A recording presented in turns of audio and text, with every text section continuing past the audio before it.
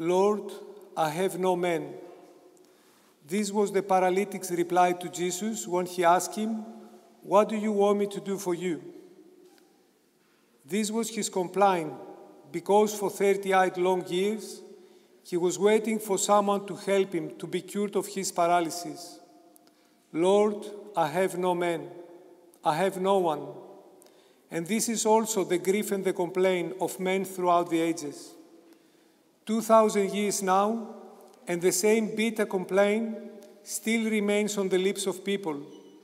More so today, when we talk about the desert of the cities and the generation gap, especially now, when although we live among so many people, we feel so alone and lonely. God forbid, not even alone in heaven. Not even God himself wants men to be alone. Remember, when after the creation of Adam, God said, "It is not good for man to be alone.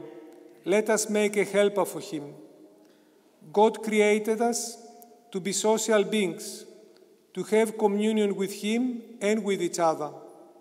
But unfortunately, we tend to close in on ourselves, to turn in on ourselves, to focus on ourselves and live with the impression that the whole world revolves around us. Oh well, believe it or not, the world does not revolve around us.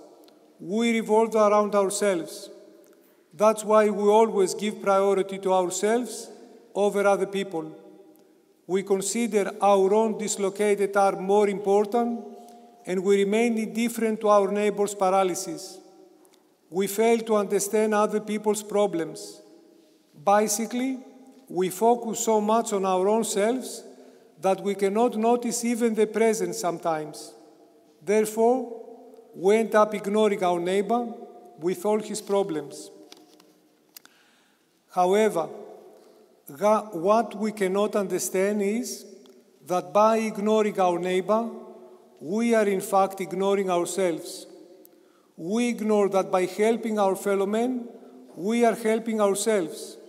We ignore that our salvation goes through our fellow men.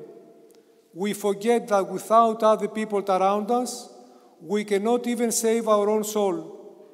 We keep forgetting that if we do not give them a plate of food, if we do not give them a glass of water, if we do not support, and if we do not help our fellow human beings, we are condemned to live alone and lonely, miserable and isolated in this life and the next one to come.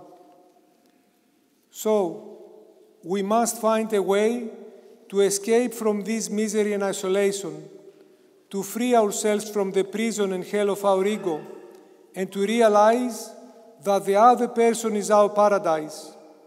We must understand that this life has nothing to do with us, but has everything to do with others. It's time to realize that we are not the center of the universe.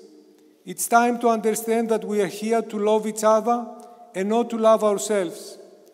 Only if we manage to love the people around us, then will we fulfill our mission as human beings.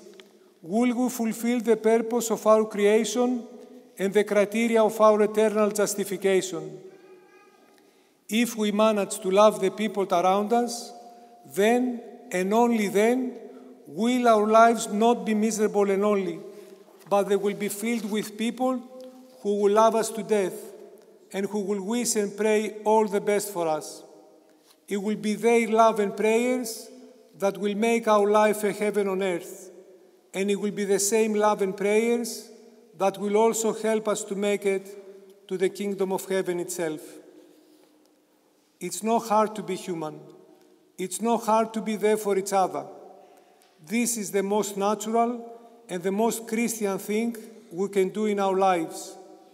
Just as we all seek understanding and love, just as we all seek people who understand us, feel for us, help us, and stand by us, we should make sure that we are these types of people for others.